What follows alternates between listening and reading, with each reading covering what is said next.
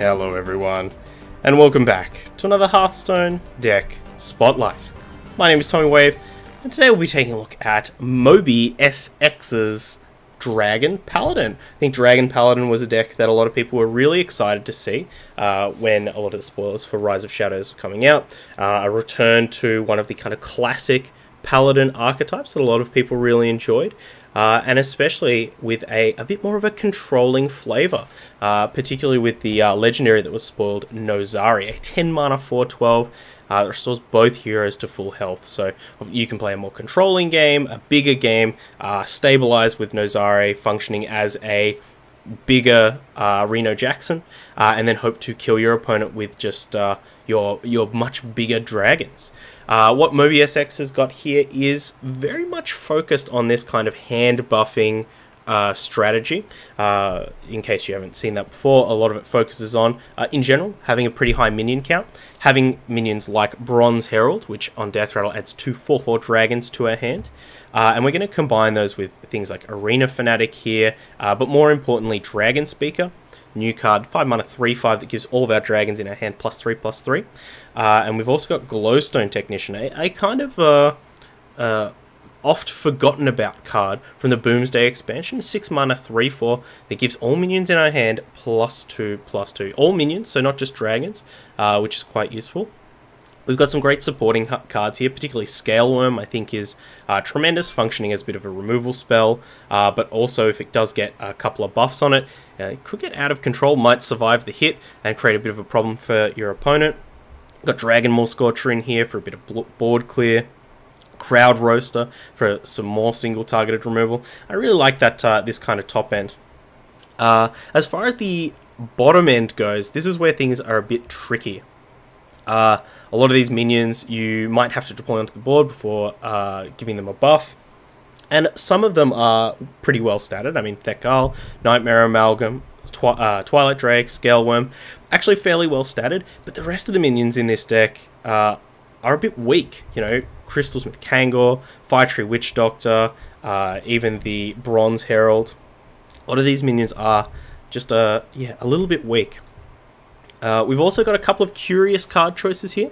2 Lightforged Blessings. I'd heard that this card was quite good in Dragon Paladin, not only because Thekal makes healing very, very good, but also people combining it with Wild Pyromancer, which is kind of notably absent from this deck. Wild Pyro is usually kind of an auto-include for a lot of controlling Paladin decks, even though Quality Pyro did see a massive nerf when Equality went to 4 mana.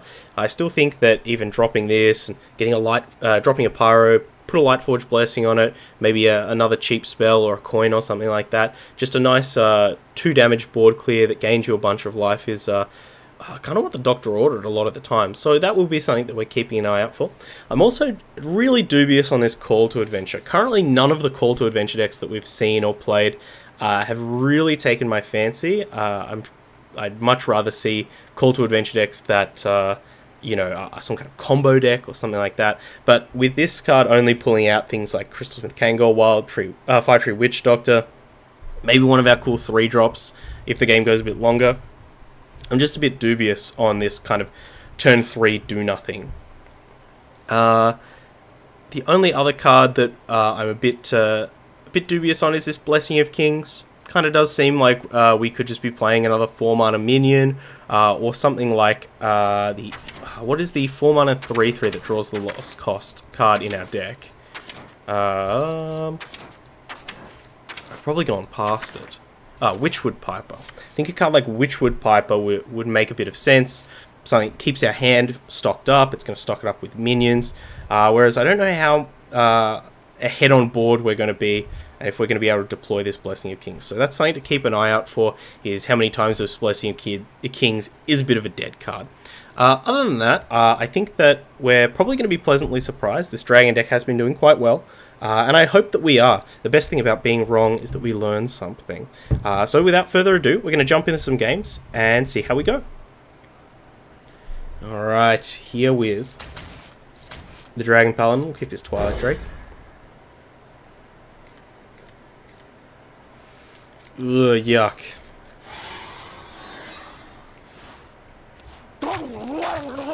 And not looking great.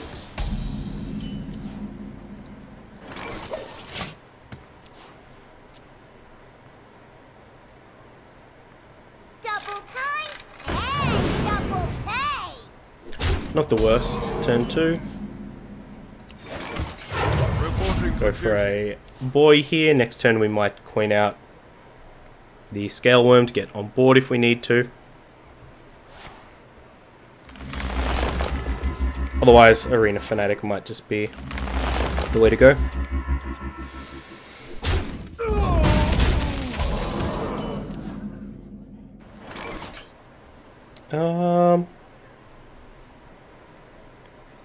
I guess we can just hero power here. Reporting for duty. No need to use our coin now. We might need to use it on a crowd roaster or something like that.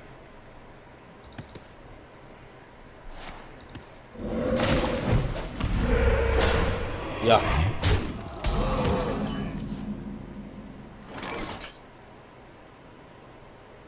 Yeah, let's get this scale worm out. No more of this 3 damage chipping away at us.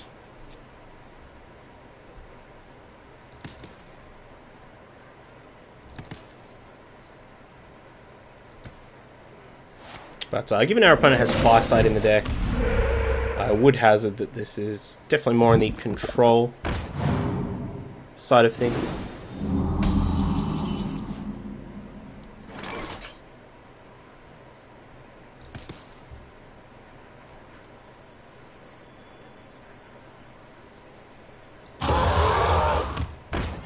Reporting for duty.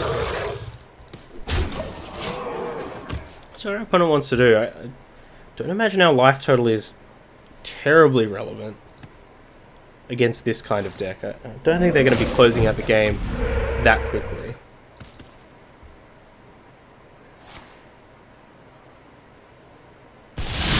Put that coin.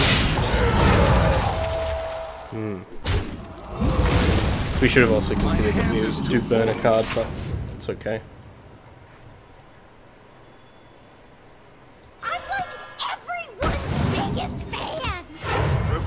Probably could have used our coin, maybe.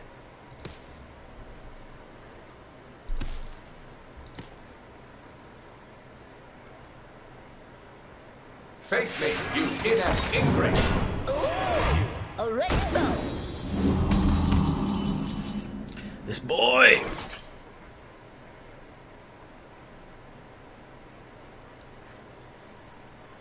I see a vision in the flames.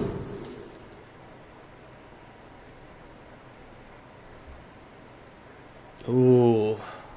This Repentance could be good if our opponent's going to try and go for a Walking Fountain. I think we'll take the Desperate Measures though.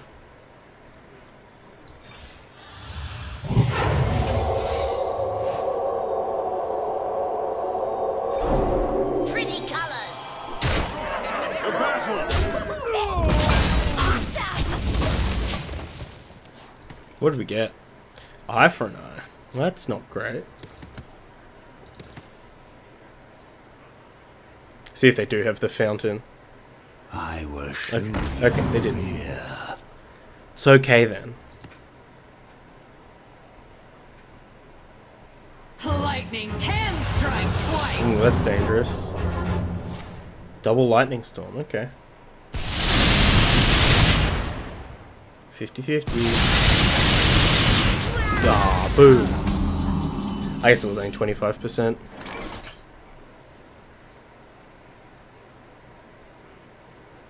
I mean, maybe this is the turn we use the coin. Get out a... yeah, we could get out a Scale Worm. a shift in the skies.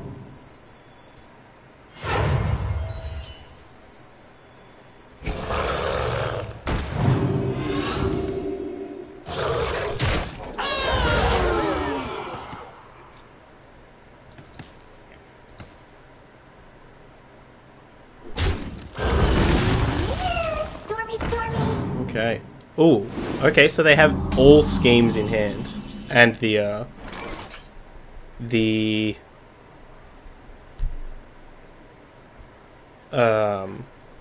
toads as well.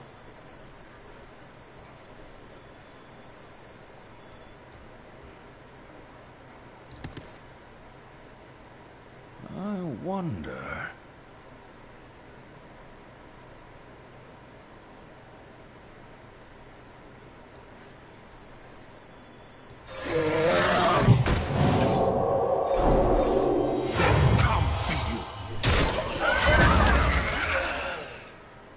Ooh, never surrender. Might actually goof our opponent's math. Like maybe they've got a scheme in hand that's only charged up to 6 or something.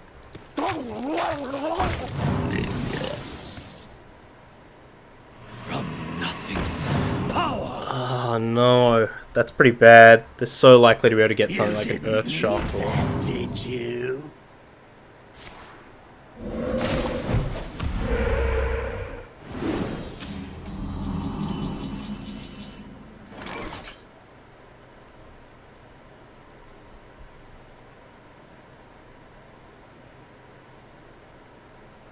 Do kind of want to hit our opponent for 15. Does seem pretty tasty.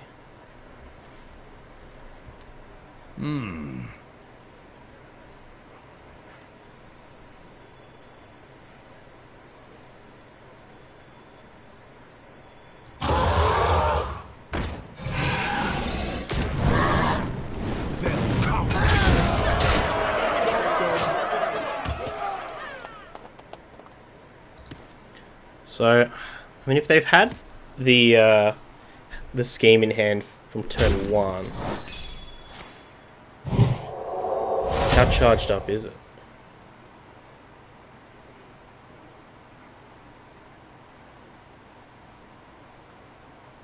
Is this where they're weighing it up? Do they have like a 13 damage? It's 12 damage, right? So our Twidrake lives and our opponent dies. Unless they have the Hex. Oh, Witch's Brew. That was close. Glad that we killed that Unseen Saboteur.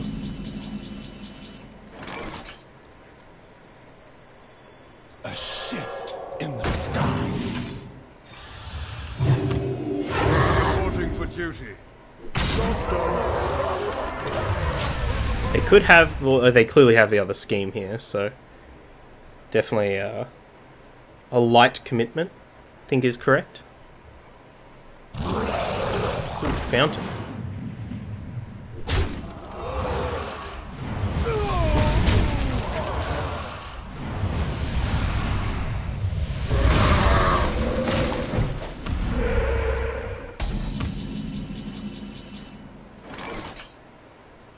Not the greatest draw.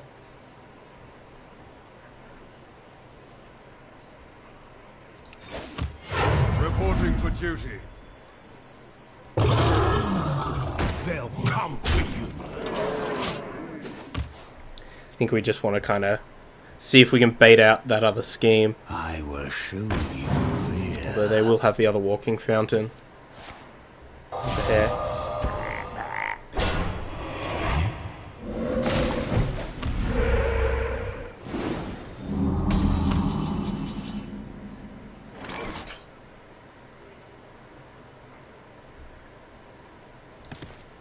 They'll come for you.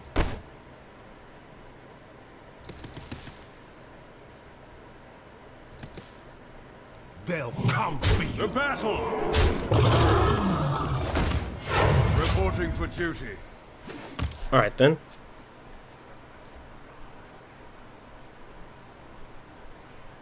Once again, all we really want to do is bait out that second Hagatha scheme.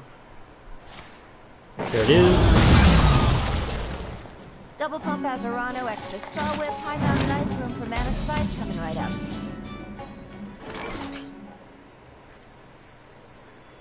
As the witch commands. Reporting for duty. Just hold down the fort with the Worm Guard. See if our opponent's got a Hex or something they want to throw out. Eureka. This story deserves a new ending. Let's see.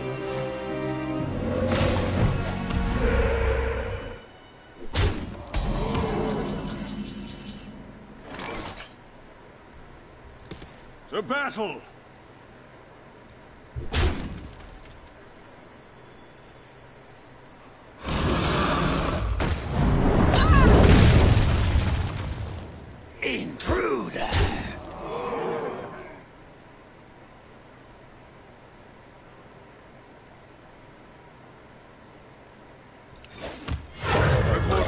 duty. See what our opponent can do here. Maybe we should have hero power just so this fountain didn't have 2 free attacks. Yeah, that's probably right. That puts them above 10.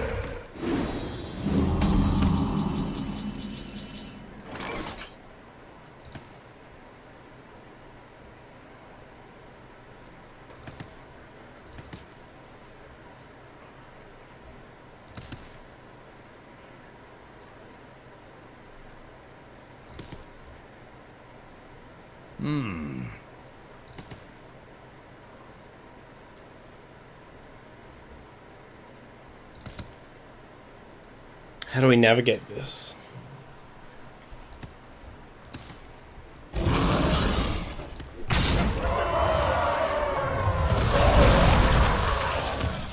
Reporting for duty. The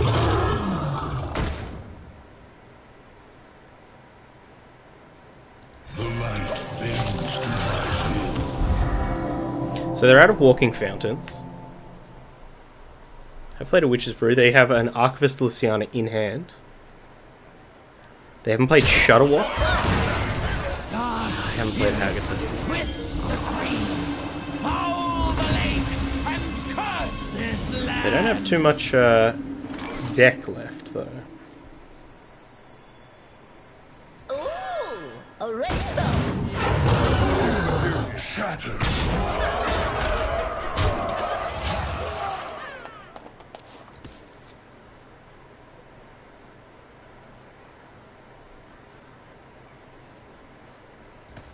Engaging TC-130 into dislocator. Oh, it begins again.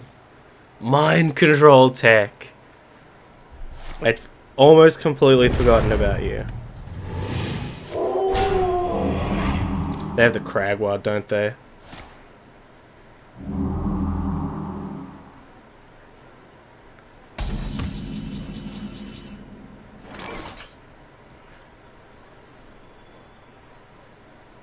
What?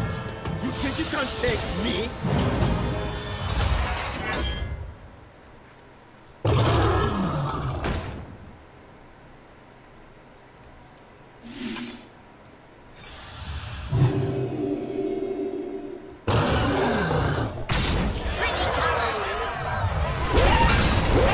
Shatter. Job done. Alright. I mean, we still can't beat them into fatigue, right?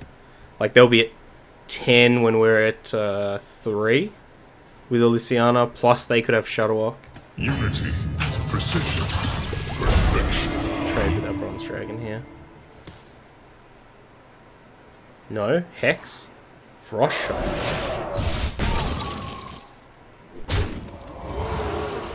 Okay.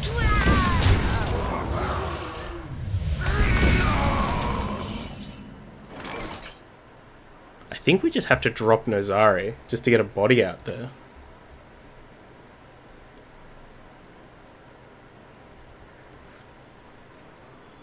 It's probably our best opportunity as well, It is not yet. given that our opponent was going to heal for free off this. Tiger punch.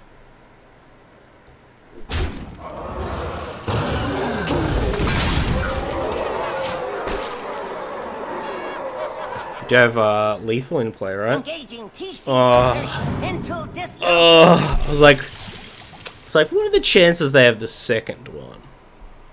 Like they're already playing the barista. This time. They can't have too many spare slots in this kind of decks. Guess our opponent did.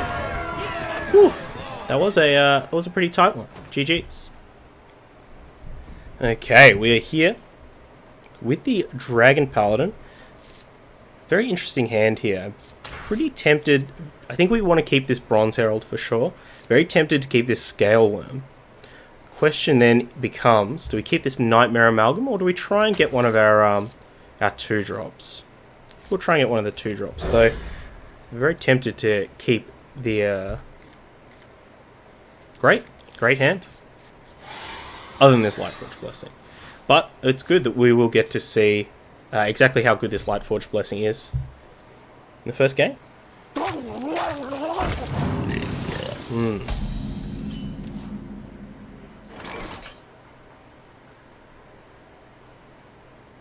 Don't think we'll coin here. As much as as much as this could be an aggressive deck, I think Sludge Slurper generally is in most Shaman decks, regardless if they're control mid-range or aggressive.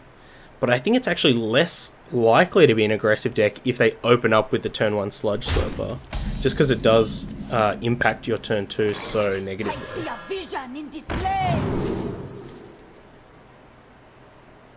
Prismatic Lens.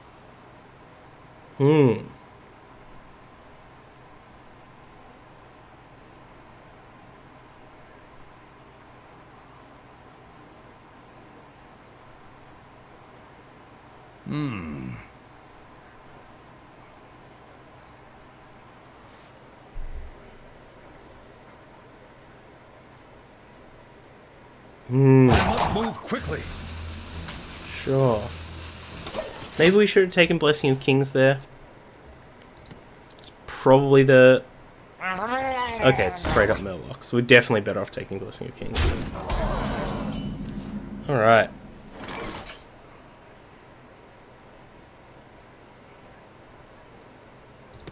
Prophecy.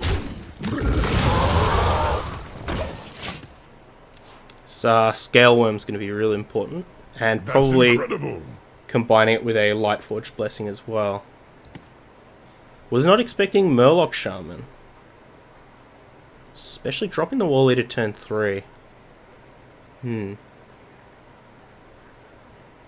we save this coin to try and get a Crowd Roaster out. It's my deck. Yeah, that's right. Moogie's been playing some Murloc Shaman.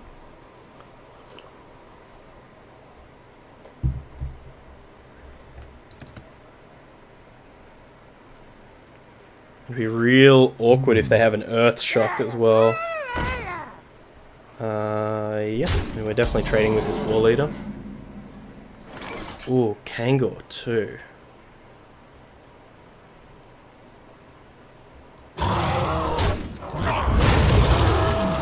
Oh, that's not the one that we wanted to play.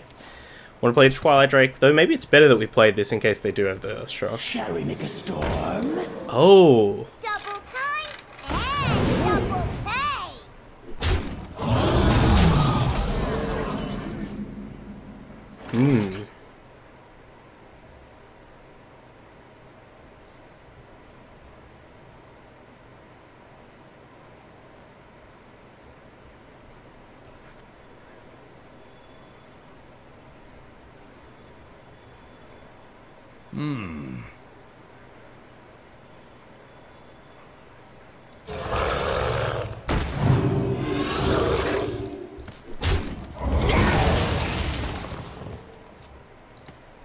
Have I been sniped before? If I've been sniped, I didn't know about it.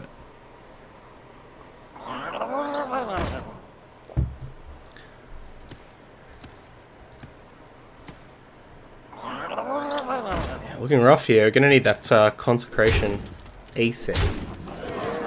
Guess we could have saved our... Ooh, another Scale Worm. Yeah, I think we'll go Scale Worm Lightforged Blessing here.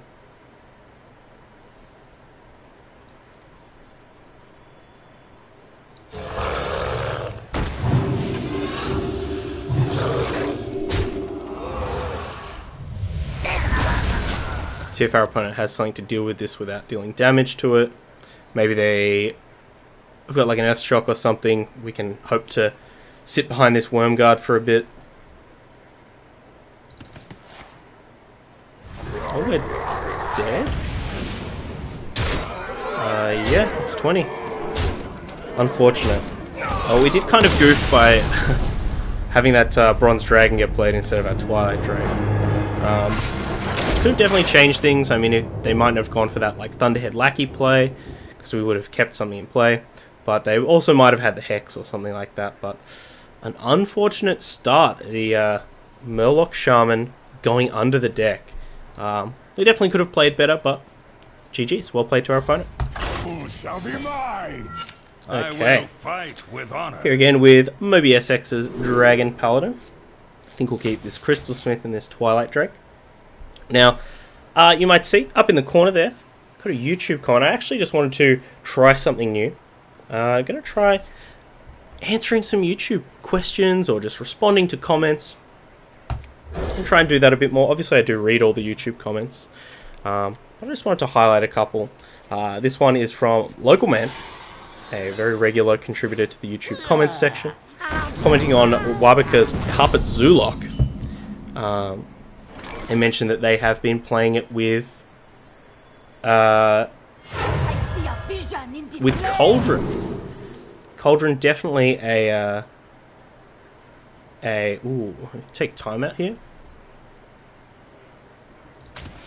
Oops. Oh well. Cauldron definitely a card that that I considered putting in the deck. It gives you a bit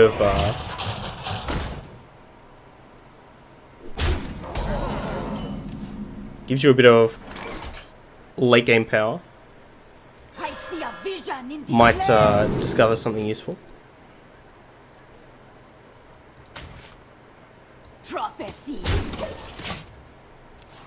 Very interesting grindy card. That being said, putting anything in the deck that is not a 1-mana creature, I think does make the deck a bit worse. Prophecy. The light See if we can make our opponent freak out a bit here. Maybe go for some trades, then we get them with the Consecrate. Ooh, okay. Yeah, that's gonna be a bit difficult.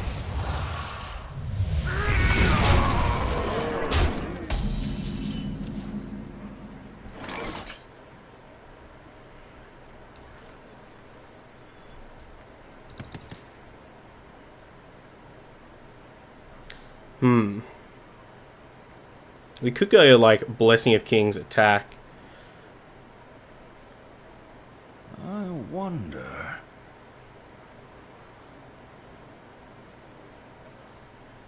It's a bit obvious though, right? I think it's our only... We just don't have a lot of tools to remove the Sea Giant, so let's go for it.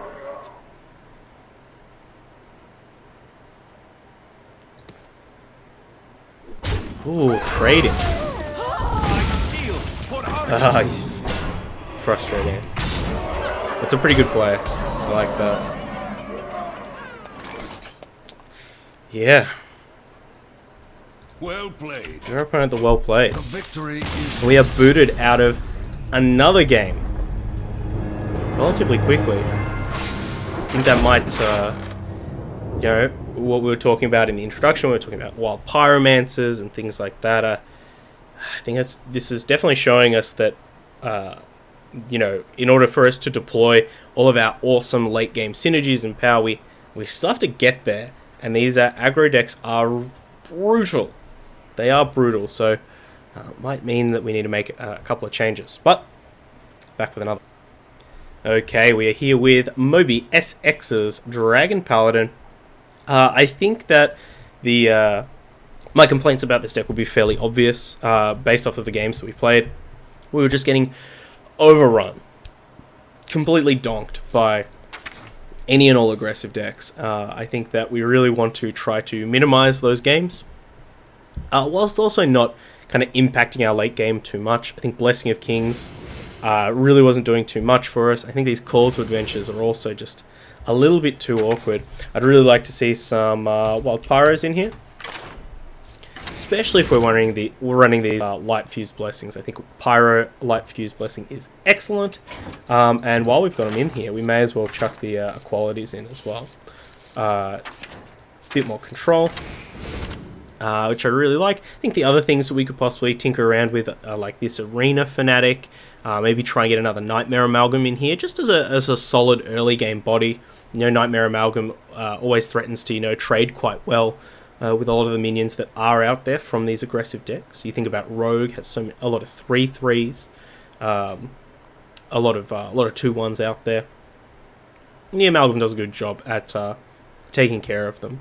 Outside of that, I think this is where I'd start and go on from there. I'd also love to play around with maybe getting a Ysera in here, or particularly I think an Alexstrasza could be very nice. There are a lot of situations where we did have, you know, a fairly large amount of creatures on board, and something like an Alexstrasza could actually present us with an interesting OTK opportunity. Regardless, big shout out to Mobisx for the deck. You can, as always, if you're watching on YouTube, find that link in the description. Jump over to the Hearthstone deck article. Please, please, please give the deck a +1. Leave a lovely, thoughtful comment, like I know you will. You can also find my details down there as well, including a link over to Twitter at Tommy_Wave or Twitch Tommy_Wave. Watch me miss lethal live on the internet. But until next time, please stay safe, stay wavy, eat the rich, and speak to dragons. Bye-bye. I hope you enjoyed that video. Check out other ones over here, or come subscribe to the Wave Pool for more excellent times.